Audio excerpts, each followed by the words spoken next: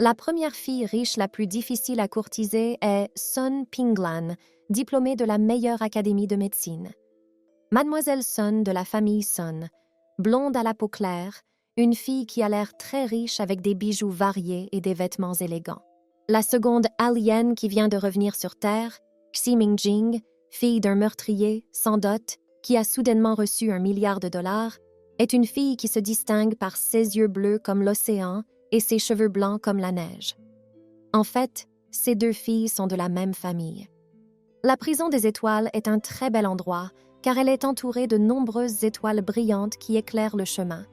Mais en même temps, c'est un endroit pour les prisonniers et l'intérieur n'est pas aussi beau que l'extérieur. Xi Mingjing est l'une des détenues de cette prison. Elle se couche sans force et appelle sa mère. La jeune fille est très épuisée et bouleversée. Elle se souvient de sa mère. La jeune fille aux cheveux bleus a soudain repris courage et a crié pour qu'on la laisse partir, car ce n'était pas de sa faute. L'un des gardiens a crié à la jeune fille de se taire et l'autre a dit que les preuves la désignaient et qu'elle ne devait donc même pas oser nier sa culpabilité. Et elle s'est levée, mais la jeune fille n'a fait que crier plus fort qu'elle ne l'avait pas tuée. La jeune fille est tombée à genoux, hystérique, tout en continuant à être maintenue fermement pour qu'elle ne puisse pas s'échapper. Elle continue à crier qu'elle ne l'a pas tuée et qu'elle n'est pas responsable de sa mort, des larmes amères coulant le long de ses joues. De l'autre côté des barreaux, Song Pinglan s'approche d'elle et lui dit qu'elle a vraiment vu la fille le tuer et qu'elle ne doit pas discuter car personne ne la croira. La jeune fille a pris un air légèrement arrogant et a dit « Comment peut-elle être innocente s'il y a tant de preuves contre elle et si elle fait toujours semblant? Pourquoi n'est-elle pas coupable? Shi Yao est si arrogant. » Le public a appris la nouvelle extraordinaire que Sun Pinglan avait accusé la belle-fille de la célèbre famille de meurtre et que des dizaines de milliards de biens se trouvaient dans les poches de la famille Sun. La famille Song est devenue riche du jour au lendemain et Xi Yao a été condamnée à mort. Pendant son emprisonnement, elle a donné naissance à une fille, mais elle a aussi connu la dépression. Une jeune fille a remarqué que sa mère ne se sentait pas bien et qu'elle toussait beaucoup. Elle s'est approchée de sa mère et a commencé à l'appeler, très inquiète de son état, après quoi la jeune fille a commencé à demander à l'un des gardiens de la prison d'emmener sa mère chez un médecin parce qu'elle était très malade. Mais il s'est contenté d'agiter la main de manière agressive et de crier qu'elle était une honte et qu'elle avait laissé mourir sa mère pour ne pas avoir à se salir les mains. Cela a provoqué une tempête d'incompréhension, de frustration et en même temps d'agressivité chez la jeune fille qui a saisi ses petites mains sur les barreaux et s'est mise à pleurer pitoyablement. La jeune fille s'est rapprochée de sa mère malade et a crié qu'ils étaient tous des bâtards et qu'ils étaient maudits pour ne pas avoir été capables de l'aider. Nouvelle du matin. Xi Mingjing, la fille de Shi Yao, n'est pas prisonnière, mais détenue dans une prison des étoiles. Cela a fait grand bruit dans le monde. Le gouvernement va l'acquitter de tous les chefs d'accusation. Alors que la jeune fille pleure et frappe du poing le mur de la prison, elle promet à sa mère que dès qu'elle pourra sortir d'ici, elle la vengera définitivement et lui rendra tout, ce qui leur appartient, et ne les laissera jamais partir. Le centre d'observation, l'hôpital. La jeune fille s'y est rendue. Les gens regardent la jeune fille et discutent avec elle. Ils disent qu'elle vient de sortir de prison et qu'elle est déjà une personne très en vue. Qu'est-ce qu'elle fait sur la Blue Star?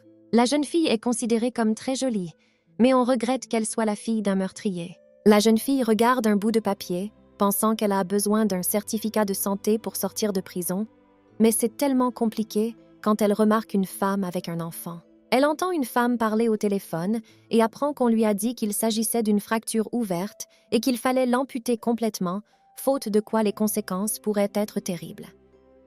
Xi Mingjin remarque alors un garçon avec une blessure au genou à côté d'elle. Elle se dit qu'elle ne savait même pas que les soins médicaux à Blue Star étaient si mauvais, puis elle entend à nouveau que sa vie est en danger et que s'il tarde, il serait dangereux d'amputer sa jambe. Xi Mingjin a regardé l'enfant de plus près et s'est rendu compte qu'il était comme elle après tout. Le visage de l'enfant montre une grande excitation.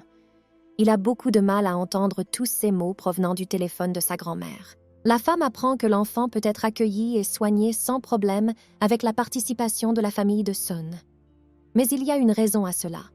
En échange du traitement, le père de l'enfant doit épouser Song Pinglan. En échange du traitement, le père de l'enfant devra épouser Song Pinglan. la femme dit qu'elle va réfléchir à la proposition. Après avoir entendu parler de la famille Sun, Xi remarque qu'elle entend à nouveau parler de cette famille. Il semble que rien ici ne se fasse sans l'implication de CS personnes influentes. Peu après la conversation, l'enfant tente de réconforter la grand-mère qui commence à pleurer. L'enfant assure qu'il n'a pas peur de l'amputation, soulignant qu'il dit la vérité. La femme, un peu calmée, se lève de sa chaise et demande à son petit-fils de l'attendre pendant qu'elle va chez le médecin pour discuter du traitement de sa jambe. L'enfant finit par lui demander de ne pas s'inquiéter. Cependant, lorsque la femme s'en va, l'expression du garçon change radicalement. Les mots concernant l'amputation ne semblent plus inoffensifs et faciles, et les genoux de l'enfant tremblent. Il regarde à nouveau ses jambes et des larmes commencent à couler de ses yeux. Il se rend compte qu'il a peur et qu'il ne veut plus du tout subir d'amputation. L'anxiété du garçon est remarquée par Si, qui s'approche de l'enfant pendant qu'il rassemble ses pensées et, se penchant vers lui dit que son visage est plein de larmes. La fille lui demande pourquoi il pleure, parce qu'il est un homme. Ces mots blessent l'enfant qui, irrité, demande à Si d'arrêter de pleurer. Si poursuit en disant qu'il n'est qu'un bébé et que s'il a besoin de pleurer, ce n'est pas grave. Mais le garçon n'est pas d'accord et rétorque que la fille ne comprend rien. Selon l'enfant, il hésite à montrer ses larmes à sa grand-mère parce qu'elle est déjà âgée et que cela pourrait nuire à sa santé. De plus, ce comportement pourrait encourager la grand-mère à accepter la proposition de la famille Sun. Jetant un bref coup d'œil à sa grand-mère qui, à ce moment-là, discute avec le médecin, le garçon répète qu'il ne dérangera pas la vieille dame parce qu'elle est en mauvaise santé. Il est convaincu que son père ne devrait être qu'avec sa mère. Même si le garçon n'a jamais vu sa mère, il croit aux paroles de son père qui lui dit que sa mère leur reviendra. Après avoir dit cela, Xi réfléchit un instant. Elle s'agenouilla et commença à palper la jambe du garçon, cherchant la source de la douleur. Ce comportement dérange le garçon. Il dit que si la fille le vend, elle ne sera pas très bien payée, parce que sa jambe sera amputée et qu'il sera un perdant à marier. Les paroles du garçon ravivent Si, qui répond que dans ce cas, il serait simple d'enlever le bébé. Le garçon panique et dit que son père ne le permettrait jamais. Si poursuit en disant que l'enlèvement est effrayant, mais que son père est contraint de se marier. Cela signifie que l'enfant aura bientôt une belle-mère, et c'est bien pire que d'être kidnappé par elle. Le garçon dit que son père ne va pas se marier. C'est alors que Si le gifle violemment sur la blessure de sa jambe, ce qui le fait sursauter sur sa chaise. La jambe du bambin est ensuite transpercée par une douleur aiguë. Il crie pendant que tout l'hôpital et les agents de sécurité accourent vers lui. Les hommes qui ont accouru pour crier demandent au jeune homme ce qui lui est arrivé. Le garçon baisse la tête et leur ordonne de tuer la méchante femme qui se trouve à côté de lui. Les gardes, surpris, disent qu'il n'y a personne près de lui. L'enfant lève la tête et ne trouve pas Si à ses côtés. Il regarde avec surprise l'endroit où se tenait la jeune fille. Au même moment, les gardes sont surpris de constater que la blessure à la jambe du garçon a miraculeusement guéri. Sa jambe est maintenant complètement saine. Surpris, le gamin se touche la tête et s'aperçoit qu'en même temps que sa blessure à la jambe, les cornes du dragon ont disparu. Les gardes remarquent également que les cornes ont disparu. Ils demandent au garçon comment il se sent et il répond qu'il va bien maintenant. Une grand-mère vient les voir et leur demande si son petit-fils est vraiment guéri. Le garçon dit que c'est vrai et qu'il a été guéri par une mauvaise femme. La grand-mère prend l'enfant dans ses bras. Les gardes discutent de ce qui s'est passé. Aucun d'entre eux n'a vu quelqu'un s'approcher du garçon. Tout ce qu'ils savent, c'est que selon le garçon, il a été guéri par une fille. Ils demandent si c'est Song Pinglan, mais le garçon répond que ce n'est pas elle. À la télévision, on voit C proposer à des hommes riches de l'épouser. Le garçon montre sa grand-mère à la télévision en disant que c'est elle qui l'a guéri. Les gardiens ne croient pas aux paroles du bébé. Ils sont persuadés qu'elle ne peut pas le guérir puisqu'elle vient de sortir de prison où personne ne lui aurait enseigné une médecine aussi étonnante. Mais le garçon déclare avec assurance qu'elle est désormais sa femme et qu'il n'a pas eu tort de choisir. Elle l'a guéri et il doit lui rendre l'appareil. La grand-mère se penche vers son petit-fils et lui dit qu'il est encore bien jeune pour se marier. Puis le garçon, le visage satisfait, dit que s'il ne peut pas, c'est à son père de se marier. Les gens sont alignés sur la place centrale, devant la principale station de radio Blue Star, et attendent les nouvelles. Le son de l'émission est interrompu par le vrombissement des moteurs d'avion qui survolent la place. La présentatrice du grand écran annonce la grande nouvelle. Un homme est prêt à épouser Xi. Mo Yin-hye est l'homme que Sun Pinglan veut épouser. Xi voit également les nouvelles. Elle est troublée par la nouvelle car elle ne sait même pas qui est Mo. Xi se rend au domaine du grand-père Su. À ce moment-là, une querelle éclate à l'intérieur de ces murs cossus. Grand-père Su s'emporte et reproche aux hommes de ne pas avoir réagi et de ne pas avoir aidé Xi à faire face à toutes les saletés qui ont été déversées sur elle à la télévision. Cependant, les paroles de grand-père n'impressionnent pas du tout les deux hommes. Su Dashao répond qu'il n'épousera jamais Xi, malgré les menaces de son grand-père. Suer Shao ne voit pas d'inconvénient à devenir marié, mais dans ce cas, il promet à son grand-père de faire de la vie de la jeune fille un véritable enfer. Le dernier des frères, Su San Shao, avec de l'amertume dans les yeux, accepte de n'être qu'un ami pour la jeune fille. Grand-père n'est pas du tout satisfait de ces réponses et promet de mettre les frères à la porte si l'un d'entre eux n'épouse pas Xi. Les frères rappellent que Mo Yin-hye a déjà annoncé publiquement son intention d'épouser Xi. Ils espèrent que la présence d'un rival refroidira les ardeurs de grand-père Su. Le grand-père n'est pas non plus impressionné par la présence d'un candidat officiel. Il répète que le grand-père Xi a déjà aidé leur famille et qu'il est donc de leur devoir d'aider la jeune fille. Xi entre dans la pièce. Elle est submergée par les souvenirs de toutes les bonnes choses que grand-père Su a faites pour elle. Après tout, c'est lui qui a payé beaucoup d'argent pour ramener Sei à l'Étoile Bleue. La jeune fille demande de ne pas forcer ses frères à l'épouser, leur assurant qu'elle n'a pas besoin d'eux, car elle sait se défendre. Les paroles de Xi sont interrompues par le même garçon de l'hôpital.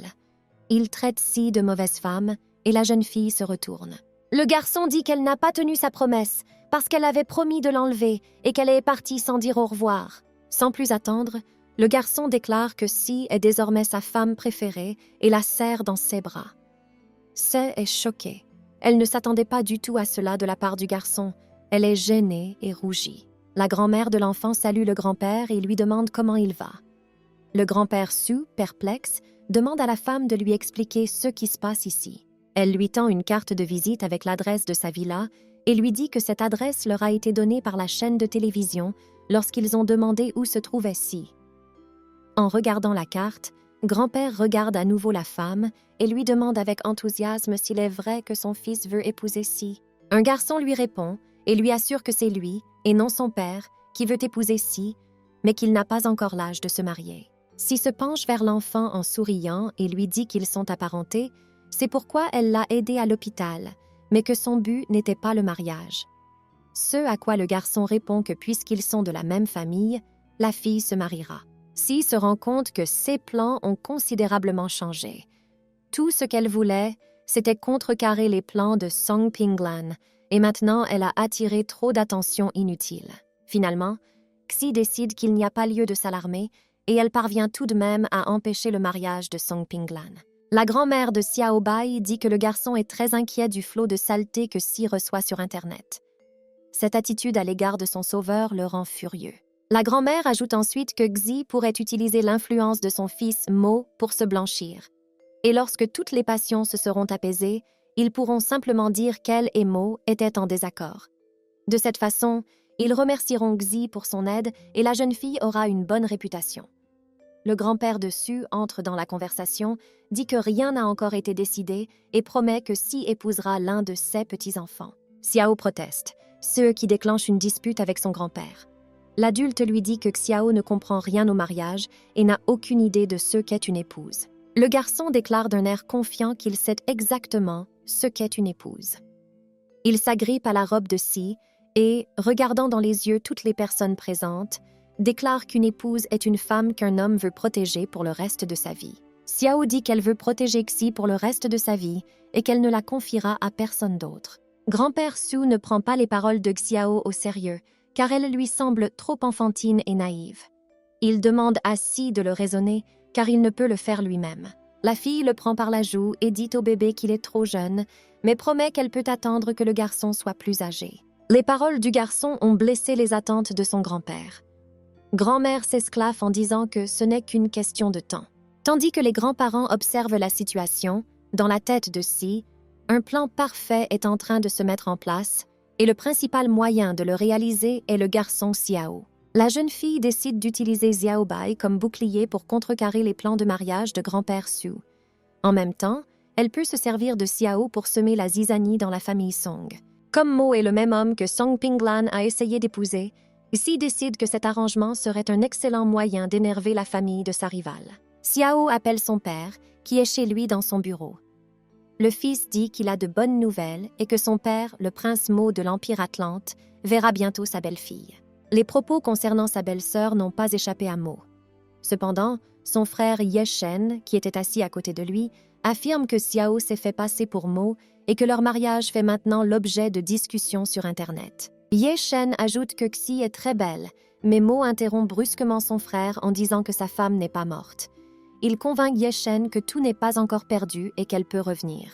Cela n'a pas l'effet escompté, et Ye Shen dit que Mo doit accepter la réalité, puisque sa femme est partie depuis 5 ans. Mo répond que sa femme n'est pas morte et qu'il ne sait rien.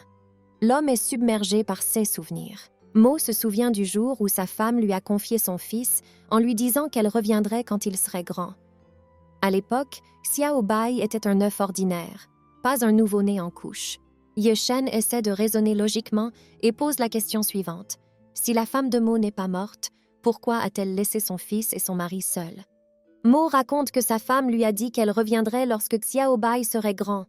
Le garçon a maintenant 4 ans et demi, ce qui signifie que son retour est très proche. Ye Shen ne recule pas. Il pense que sa femme ne voulait pas blesser Mo et qu'elle a menti. Si elle revient bientôt, ce sera peut-être à cause du battage médiatique autour du mariage de Mo et Xi, et non à cause de sa promesse passée. Cela ne plaît pas du tout à Mo, qui devient furieux. Mais à ce moment-là, l'homme se met à tousser et à cracher du sang. Frère Mo demande pardon et dit qu'il n'avait pas l'intention de laisser son frère retomber malade. À ce moment-là, Xiao Bai entre dans le bureau et salue son père. Puis, en disant qu'il a amené sa fiancée avec lui, Xiao montre la jeune fille. Mo lève les yeux vers la porte et aperçoit Xi. La jeune fille se tient timidement debout et quelque chose en elle attire l'attention de Mo. Xi s'approche de Mo et ils se regardent. La jeune fille regarde Mo et se souvient que Song Pinglan veut l'épouser. Apparemment, elle n'est pas impressionnée par lui. Mo s'intéresse également de plus près à la jeune fille. Il la regarde avec des yeux pleins d'espoir, mais lorsqu'il examine Xi de plus près, il se rend compte qu'elle n'est pas sa femme. Mo est de nouveau pris d'une violente quinte de toux. Xiao Bai essaie d'aider son père. Mo s'appuie sur la table et se couvre la bouche de l'autre main. Ye Shen compose d'urgence le numéro de Sun et signale une nouvelle quinte de toux. On lui dit que si Mo n'épouse pas Sun Pinglan, il ne sera pas soigné et il raccroche. Le téléphone raccroche. Xiao et Ye Shen assistent impuissants à la toux de Mo et ne savent pas quoi faire. À ce moment-là, Xi s'approche de Mo. La jeune fille lui prend la main et lui demande de ne pas bouger. Elle passe ses doigts sur le poignet de Mo. L'homme est perplexe et demande ce qu'elle fait. Pendant ce temps, Xi passe du poignet de Mo à son front. Mais cette fois, la jeune fille place une longue aiguille d'une utilité inconnue sur le front de Mo. Voyant ce traitement, Mo saisit la main de la jeune fille, l'arrête et lui demande ce qu'elle va faire. Xi demande à Mo de lui faire confiance. Xiao Bai intervient, prend le parti de Xi et demande à son père de lui faire confiance et de lui lâcher la main, car la jeune fille souffre. Après avoir réfléchi un peu, Mo finit par lâcher la main de Xi, faisant confiance à la jeune fille et aux supplications de Xiao Bai. La jeune fille continue et demande à Mo un peu de patience. Quelques instants plus tard, la jeune fille dit « C'est tout », à la grande surprise de toutes les personnes présentes, y compris Mo lui-même, et Ye Shen dit que Mo a cessé de tousser. Mo note que Xi s'en est vraiment remis et que l'ancienne maladie a été supprimée par la force dominante. Mo remarque également que sa respiration est plus régulière maintenant. Le visage satisfait, Xiao Bai dit à son père que sa petite amie est vraiment magnifique. Il ajoute que bien qu'elle ait aidé son père, il ne lui a pas permis d'être avec elle. Ces paroles agacent Mo. La jeune fille elle-même se tient à l'écart, observant la dispute entre le père et le fils, sans oser s'en mêler.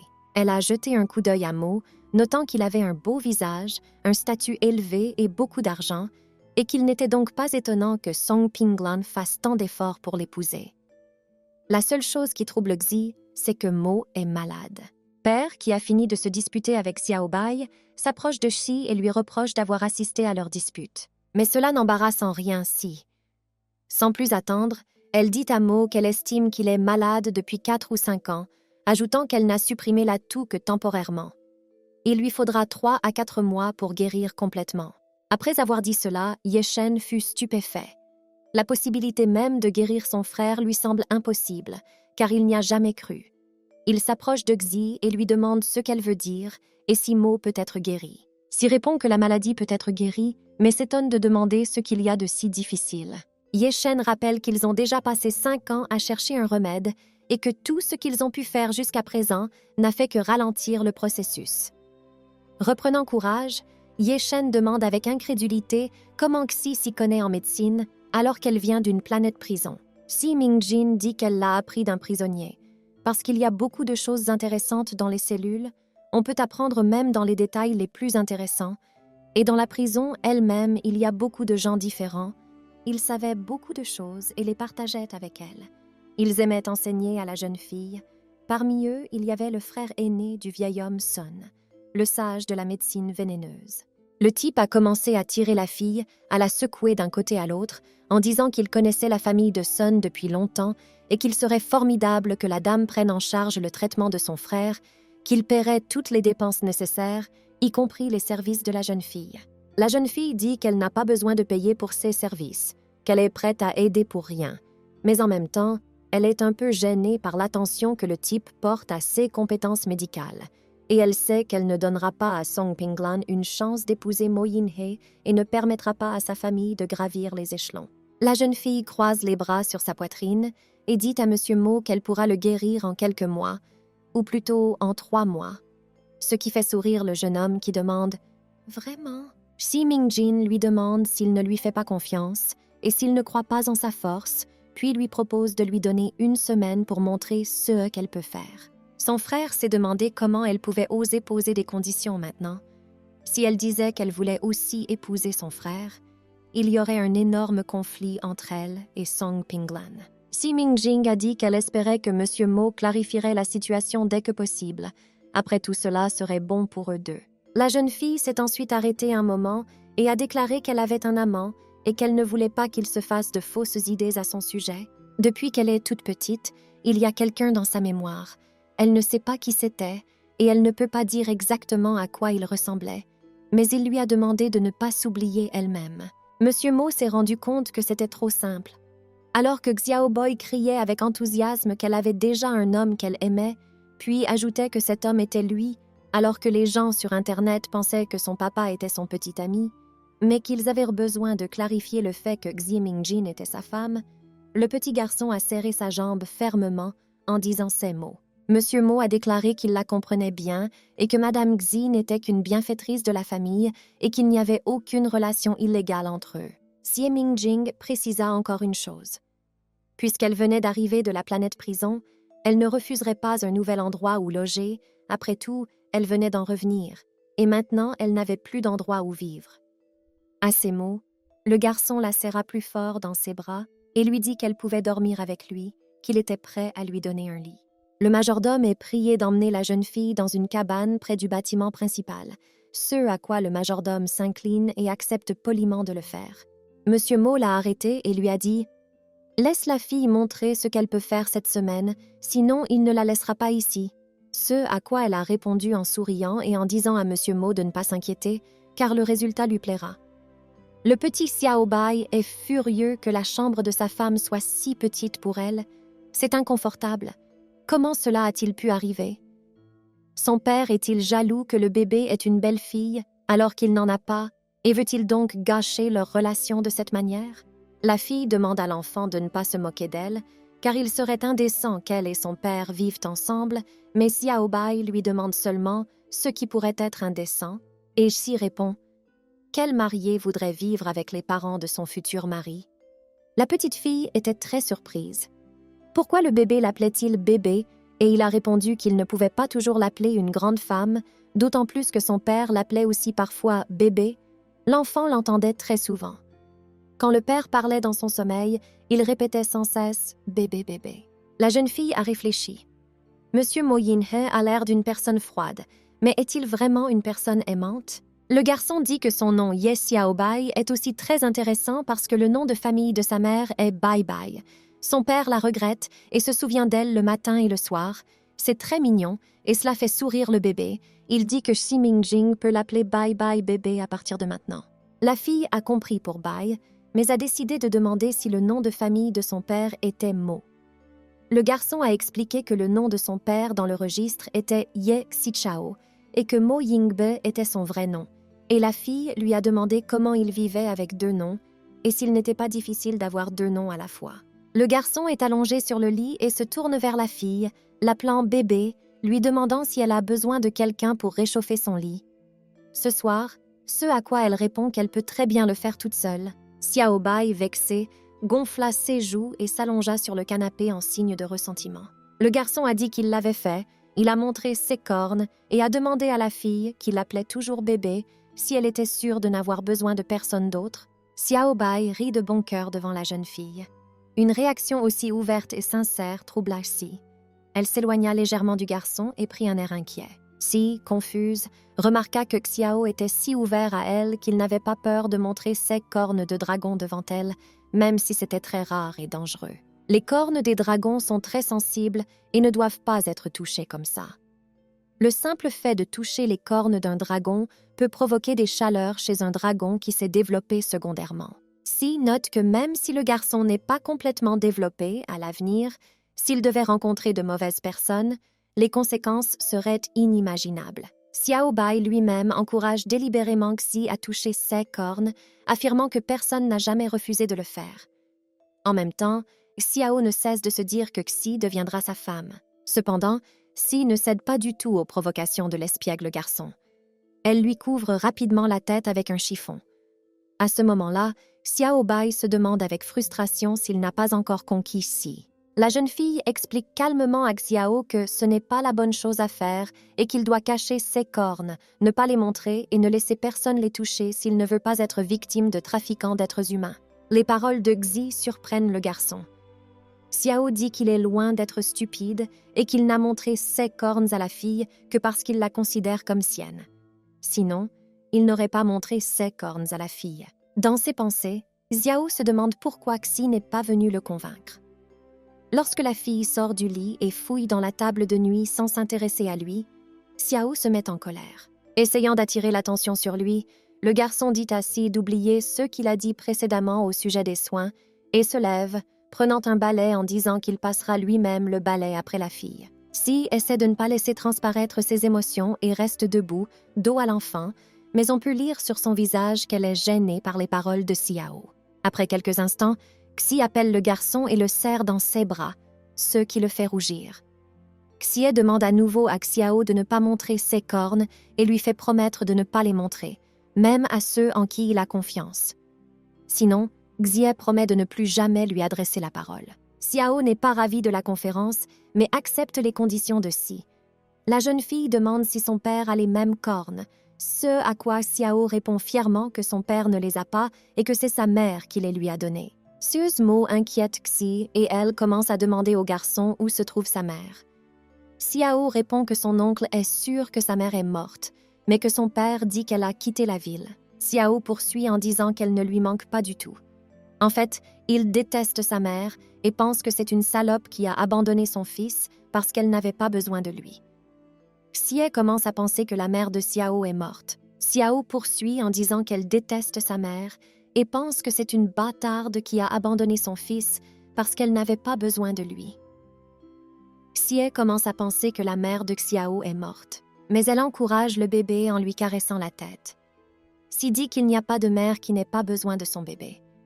La jeune fille dit qu'il lui manque probablement et qu'elle avait ses raisons de quitter son fils. Xiao rougit à ces mots. C'est une belle journée ensoleillée à l'extérieur. Une volée d'oiseaux de passage est visible dans le ciel, volant tranquillement à la recherche d'un abri ou de nourriture. La salle à manger du manoir est déjà prête pour le déjeuner. Ils ont préparé de nombreuses choses délicieuses pour les habitants de la maison, de la viande rôtie aux fruits frais. Mo, Xiao Bai, Ye Shen et Xi sont réunis à table. Le garçon n'arrête pas de harceler Xi en l'appelant bébé. Xi dit qu'elle n'aime pas ce nom parce qu'il n'a rien d'unique. Xiao lui propose alors un nouveau Jingjing. Le garçon insiste délibérément sur le fait qu'il est le seul à avoir le droit d'appeler Xi ainsi. Mo et son frère observent la scène en silence. La conversation est interrompue par Ye Shen. Il rappelle à Xi qu'elle est dans leur manoir depuis un certain temps et lui demande quand elle commencera à aider son frère. Xie Mingjing a été interrogée sur son plan de traitement. Sa famille a de l'argent et peut donc la traiter de la meilleure façon possible. La jeune fille pense que les méthodes de traitement traditionnelles prennent trop de temps et sont inefficaces, et que la période d'essai n'est que d'1 semaine. Donc, si elle veut rester, elle doit prendre le risque. Mais on lui pose alors une question, à laquelle elle répond qu'elle réfléchit encore, pensant que la seule chose qui la dérange est qu'elle ne veut pas vraiment laisser Mo Yinhe toucher ses cornes. Le type s'est tourné vers la fille et lui a dit que si elle ne faisait pas ses preuves dans 1 semaine, il devrait faire venir la famille de Sun, et il lui a demandé si elle s'en rendait compte ou non. Xie Mingjing rapporte que la maladie de M. Mo a été retardée. La prescription qu'elle lui a donnée il y a 3 jours était très efficace, et après l'avoir prise, il aura une forte fièvre, des sueurs nocturnes et des frissons insupportables. Mais ne vous inquiétez pas, ce n'est qu'un cours de médecine chinoise de 3 jours, et après cela, il pourra simplement prendre des injections et aucun médicament ne sera nécessaire. Ce à quoi Mo a répondu qu'il lui confiait sa vie et qu'il n'avait pas à s'inquiéter de quoi que ce soit, juste à le faire. Ce qu'elle doit faire, elle a eu une nouvelle pensée à ces mots. Elle a pensé. Cet homme est vraiment très séduisant, et il n'est pas étonnant que Song Pinglan et 1 milliard de filles de Blue Star l'apprécient. Mo parlait du fait que Madame Xi lui avait dit qu'il aurait une forte fièvre et des frissons après le traitement, mais son frère s'est approché de lui a tendu une tasse de thé chaud et lui a demandé comment il se sentait. Et il a découvert qu'il allait bien, l'homme dit. Son frère se reposait et il partait, mais l'état de son frère s'aggravait. Ye Shen appela Madame Xi Mingjing à le suivre. Lui tenant la main, il la conduisit à la chambre de son frère. Il dit « Cela empire, il n'est pas lui-même à cause du froid, il frissonne et ses membres sont glacés. » Il lui a demandé de faire quelque chose pour aider son frère. Qui était très calme et brisée, se plaignant d'avoir froid. Mais elle a dit qu'elle ne pouvait rien faire, parce que le médicament devait agir de cette manière et pas d'une autre. Mais il n'a fait que crier plus fort et l'a littéralement supplié de trouver une autre issue. Il lui a également dit que son frère attendait le retour de sa belle-sœur et ne voulait pas qu'elle devienne veuve.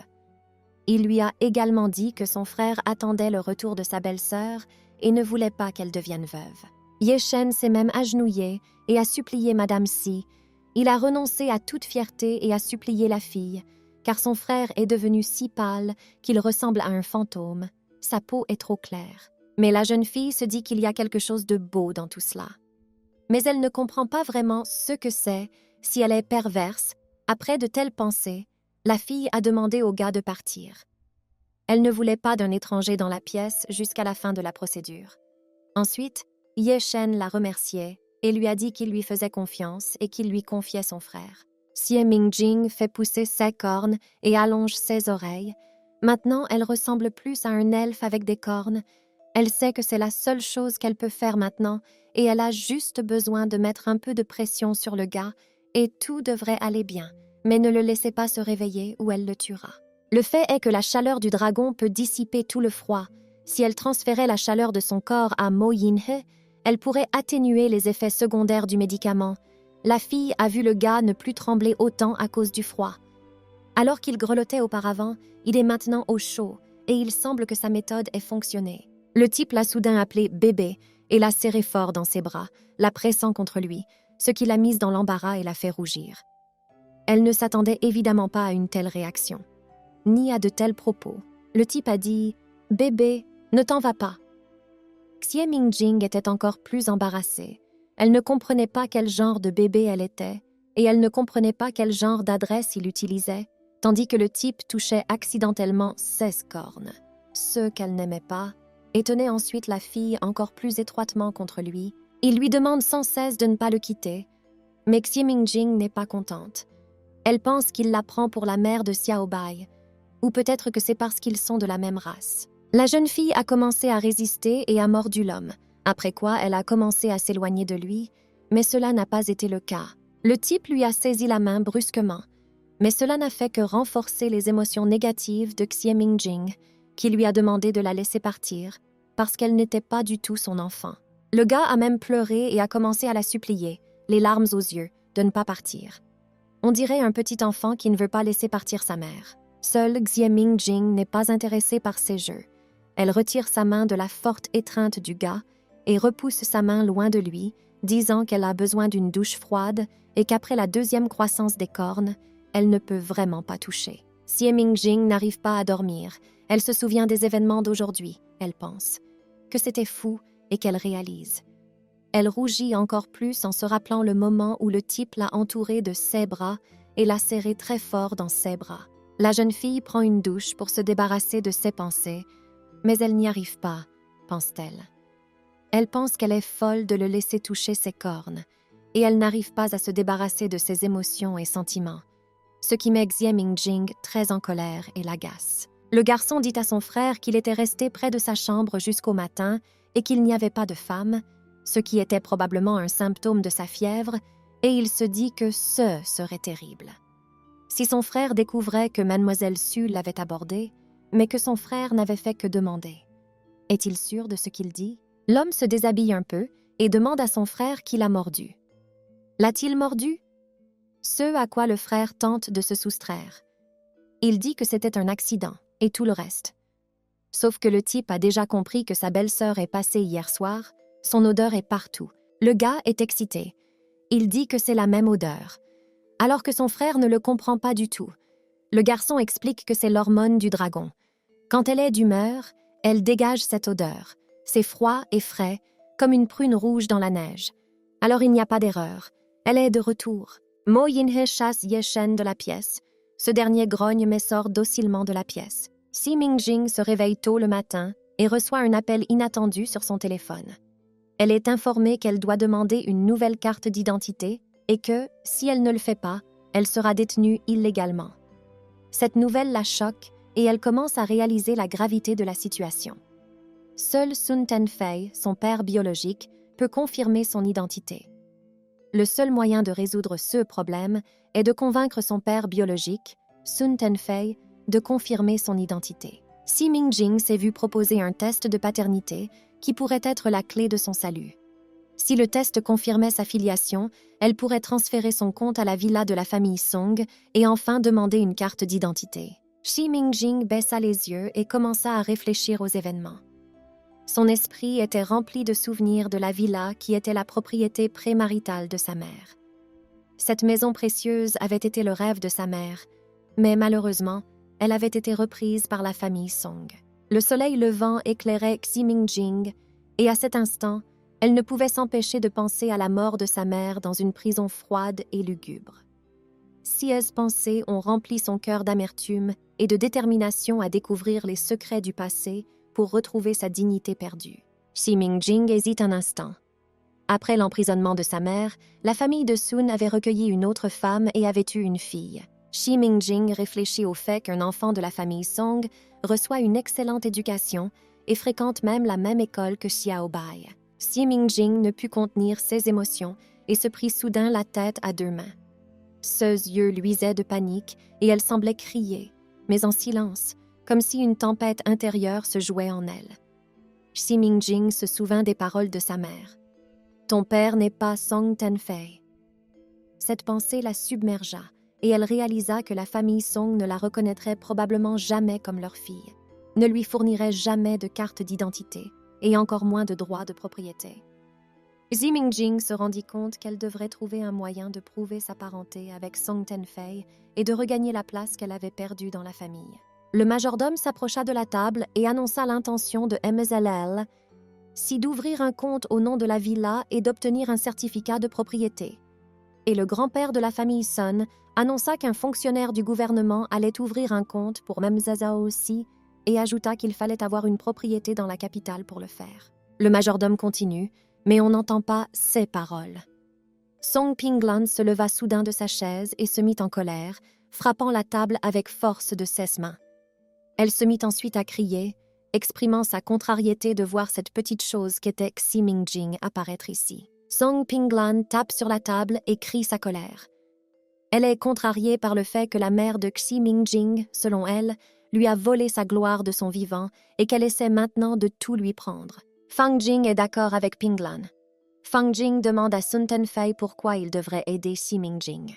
Song Pinglan a souligné son mécontentement en disant que si la chienne était en mauvaise santé, ses chiots étaient également anormaux, et elle a affirmé que Xi Mingjing ressemblait à sa mère. Le grand-père de la famille Song a demandé à tout le monde de se taire en frappant le sol de sa canne. Il s'est tourné vers Song Tenfei et lui a demandé si Xi Mingjing était sa fille.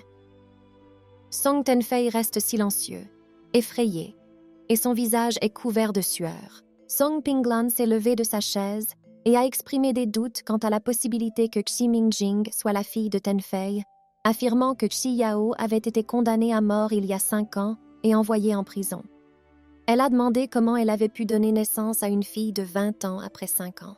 Fan Jing commença à réfléchir à la situation et réalisa qu'1 an sur la planète bleue équivalait à 4 ans sur la planète prison.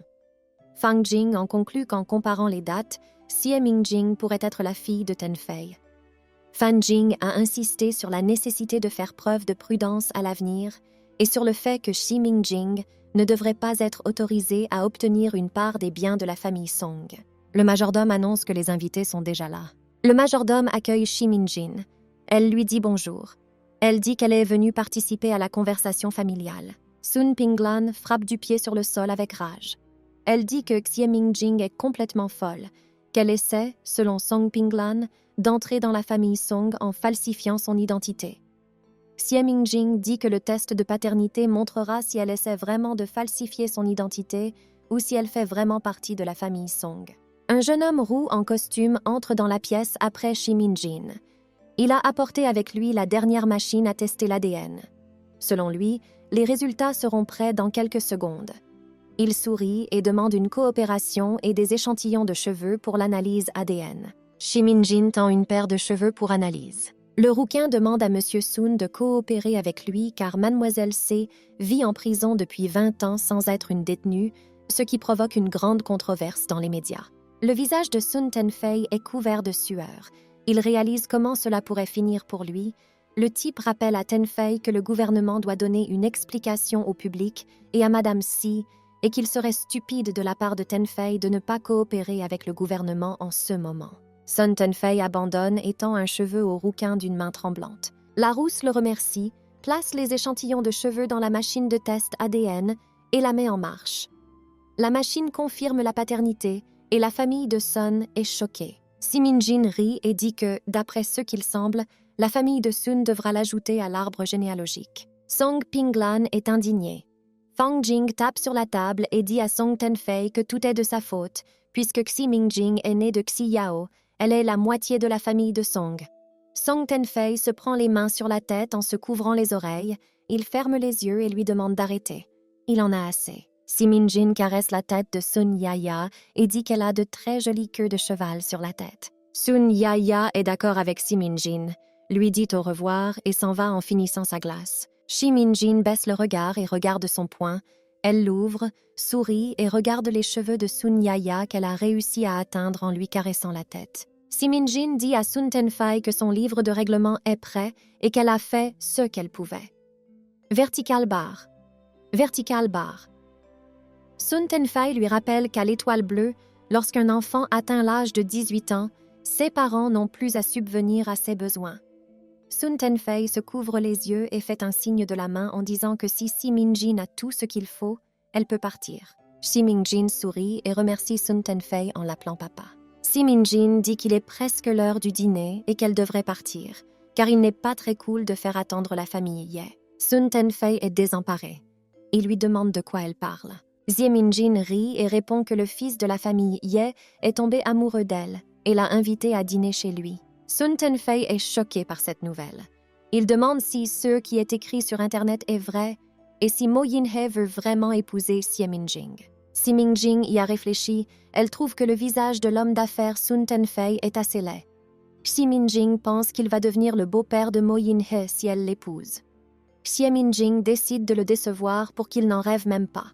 Elle dit à Tenfei que bien sûr rien de tout cela n'est vrai et que ce ne sont que des ragots d'enfants, mais que la vieille Madame Ye s'est prise d'affection pour elle, et que cette dernière a dit à Xi Mingjing qu'elle voulait la présenter à quelqu'un. Xi Mingjing s'arrête soudain de parler, comme si les mots étaient bloqués dans sa gorge, et lui demande d'oublier tout ce qu'elle a dit et de partir. Fang Jing dépasse Si Mingjing et lui barre la route. Elle la supplie de s'arrêter et de tout leur raconter. Sun Tenfei est d'accord avec elle et demande à Xi Mingjing de clarifier la situation. Xi Mingjing ferme les yeux, soupire et dit que Madame Ye a dit que sa famille n'a jamais été menacée, mais que cette fois, la famille Song a dépassé les bornes. Xi Mingjing les accuse de s'approprier les biens de la famille Ye et d'agir de manière immorale. Elle sourit malicieusement et promet de ruiner la famille Song en 3 secondes, tout en lui suggérant d'oublier de dormir tranquillement. La famille Sun est choquée d'entendre cela. Song Tengfei blâme Song Pinglan. Selon lui, tout est arrivé à cause de son idée stupide de forcer la famille Ye à l'épouser à cause du traitement stupide de la maladie. Song Pinglan est confuse, elle n'a rien à dire. Xi Mingjing pose sa main sur l'épaule de Song Tenfei et lui demande de ne pas troubler la paix. Elle se penche à son oreille et lui chuchote que la vieille dame Ye veut donner à Xi Mingjing une chance de se racheter pour avoir sauvé les enfants de la famille Ye et que la famille Ye veut que Xi Mingjing guérisse Mo Yinhe. Xi Mingjing explique que si elle peut le guérir, ils pourront oublier la dette, sinon ils devront traiter avec la famille Ye. Song Tenfei est trempé de sueur et tremblant, mais il reprend soudain ses esprits, retire la main de Xi Mingjing et répond résolument qu'elle ne sait même pas de quoi elle parle. Il affirme que Xi Mingjing ne peut pas guérir Mo Yinhe.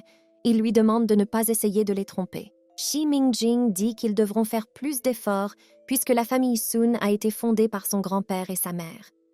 Elle affirme que c'est le point de non-retour et que Xi Mingjing, en tant que membre de la famille, ne peut pas rester les bras croisés. Song Pinglan la pousse dans la poitrine et lui dit que tout cela est impossible et que ce sont des conneries. Comment Xi Mingjing, une sale gosse, peut-elle guérir le membre de la famille E? Song Pinglan la traite de menteuse. Elle dit que Xi Mingjing veut juste profiter de la situation et que c'est tout simplement dégoûtant.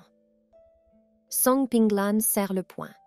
Elle dit que si Song Pinglan ne s'était pas mise en travers de son chemin, elle serait aujourd'hui la chef de file de la famille Ye. Xi Mingjing ne le supporte pas et lui donne un coup de poing sur la joue droite, ce qui fait perdre l'équilibre à Song Pinglan et la fait tomber par terre. Song Pinglan est choquée. Elle ne s'attendait pas à cela de la part de Xi Mingjing. Xi Mingjing semble devenir folle. Une aura rouge apparaît autour d'elle et ses yeux ont un aspect bestial. Elle se met à courir vers elle en lui criant d'arrêter et de la calmer. On fait une piqûre dans la nuque de la jeune fille pour la calmer. C'est comme si elle reprenait ses esprits.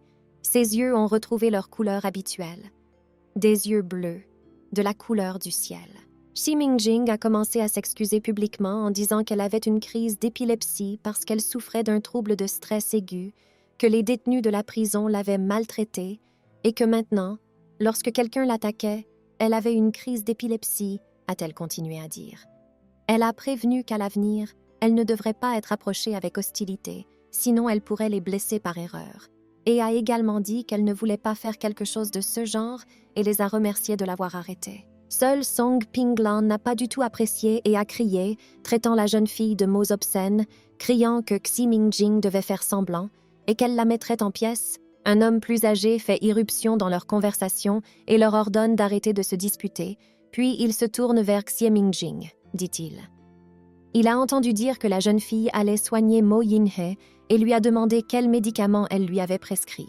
L'homme a regardé l'ordonnance et a dit qu'elle était trop forte, que les gens ordinaires ne pouvaient pas la supporter, puis il a demandé d'un ton hautain « Pourquoi une fille qui ne connaît rien à la médecine veut-elle guérir Mo Yinhe? Pense-t-elle vraiment que ses connaissances aideront le garçon ?» Il l'a ensuite comparée à Song Pinglan. En disant qu'elle n'était pas du tout comparable à Pinglan, Sun Pinglan se contenta de sourire fièrement et de dire « Comment une femme de la planète prison peut-elle se comparer à une étudiante en médecine comme elle? Comment une femme venant d'une planète prison pourrait-elle se comparer à une étudiante en médecine comme elle? » Le grand-père déchire la feuille d'ordonnance et dit à Xi Mingjing d'arrêter de traiter M. Mo Yinhe à sa manière. Il lui donnera lui-même l'ordonnance et la laissera la suivre pour guérir Mo Yinhe. La fille lui demanda pourquoi elle était si mauvaise à ses yeux. Après tout, sur sa planète prison, elle était louée par tout le monde et dit qu'elle croyait en sa formule de toute façon et que maintenant elle devrait partir puisqu'elle avait promis à Xiao Bai qu'elle viendrait le chercher après l'école, mais cela rendit la fille encore plus ennuyeuse. Il pense qu'elle est déterminée à détruire la famille Song et qu'il vaut donc la peine d'empêcher Mo Yin-hye d'utiliser la recette de Siming-jing dès que possible. Mais Sun Pilan s'est approché de lui, a posé sa main sur son téléphone et a dit à grand-père qu'il pouvait attendre. Et de toute façon, pourquoi ne pas attendre? Quand il ne sera plus trop faible pour revenir se faire soigner chez eux, et alors ils seront les sauveurs de Mo Yin-hye, et personne ne se souviendra qu'ils l'ont menacé. C'est une vraie façon de les racheter maintenant. Mais cela a beaucoup surpris et choqué l'homme et le grand-père. L'homme déclara « Si quelque chose arrivait à Mo Yin-hye au cours de ces 3 jours, la famille de Song pourrait-elle se permettre d'emporter la responsabilité ?» Mais la jeune fille a alors demandé à son frère Suyu qu'il entendait par là. S'il veut donner sa part à Ximing-jing, même si elle est sa fille, elle est aussi la fille de Xie Yao et a la moitié du sang de la famille Si en elle. L'homme a accepté, car toutes les filles de Si sont des perdantes, alors même si elle meurt, il s'en fichera complètement, a-t-il dit à la jeune fille. Il a dit que c'était à elle de décider, et la fille a souri et l'a remercié. Song Pinglan est pleine d'espoir et de joie. Elle est heureuse car si tout se passe bien, Mo Yin-hye aura une haute opinion de la jeune fille et elle recevra une bague en diamant de sa part. Song Pinglan imagine que l'homme lui passe l'alliance au doigt et qu'elle porte une magnifique robe de mariée, qu'elle est suffisante, belle et si élégante qu'elle devient la maîtresse de la maison de la famille E. La jeune fille se noie dans ses rêves, imaginant à quel point tout cela serait beau. Xiaobai dit au revoir à son ami que sa mère vient chercher à l'école. Il regarde autour de lui et l'aperçoit. Le garçon a commencé à pointer du doigt Siming-jin et à dire à tout le monde qu'il avait une femme merveilleuse et qu'elle viendrait le chercher à l'école, ce qui signifiait qu'il ne serait pas laissé sans surveillance. Xiaobai commence à se vanter auprès des autres enfants que sa femme est bien meilleure que toutes leurs mères, et même que toutes les mères réunies, tant elle est belle et élégante, ce qui fait que les autres garçons commencent à admirer Ximing-jin. La jeune fille s'approcha de Xiaobai et lui dit qu'il était temps de partir, qu'elle le ramènerait chez lui. Il hocha la tête en signe d'accord et dit qu'il était prêt à rentrer chez lui, et les enfants, derrière leur dos, commencèrent à bavarder sur la femme formidable qu'avait Xiaobai. Peut-être même que certains d'entre eux l'enviaient. En tout cas, Siming-jin ne partageait pas les joies des enfants, mais elle prenait un grand plaisir à s'occuper de la vanité de Monsieur Xiaobai. La jeune fille s'approche du bâtiment et reste perplexe. Elle n'a aucune idée de la raison pour laquelle tant de caméras sont si grandes. Un type s'approche d'elle et lui dit que Madame C était folle de mordre son frère et que dans un tel endroit, son frère était si confus qu'il a cru que c'était sa belle-sœur. Que c'était sa belle-sœur qui l'avait mordu, et ensuite le gars explique que ces caméras sont l'espoir de son frère d'attraper sa belle-sœur aujourd'hui. La jeune fille a dit qu'elle n'en avait aucune idée, qu'il était si têtu et a demandé s'il l'avait dit à Monsieur Mo. Que c'était-elle hier? À l'exception de sa belle-sœur, aucune femme n'est autorisée à entrer dans la chambre de son frère, et le fait qu'elle était dans la chambre la nuit dernière ne doit pas être révélé. Laissez la fille se taire et essayez au moins de dire quelque chose d'inutile. Siming-jing a dit « Il n'y a pas de problème, mais son frère est en mauvaise santé. Sans elle, Monsieur Mo n'aurait pas survécu, mais maintenant il y a beaucoup de caméras et il sera très difficile de les éviter. » Ce à quoi le type a dit à Mademoiselle C de ne pas s'inquiéter. Il est intelligent, il peut donc faire quelque chose. Le type est allé voir le système avec lequel il prévoyait d'éteindre les caméras. La fille n'est pas tout à fait sûre de cette idée, mais elle le croit sur parole. Après quoi, il souligne le fait que Mademoiselle C ne se sert pas de son frère, même s'il a l'air très charmant et attirant et qu'il l'attire comme un aimant, qu'elle essaie de se retenir, tandis que la fille rit un peu à ses mots, mais est d'accord.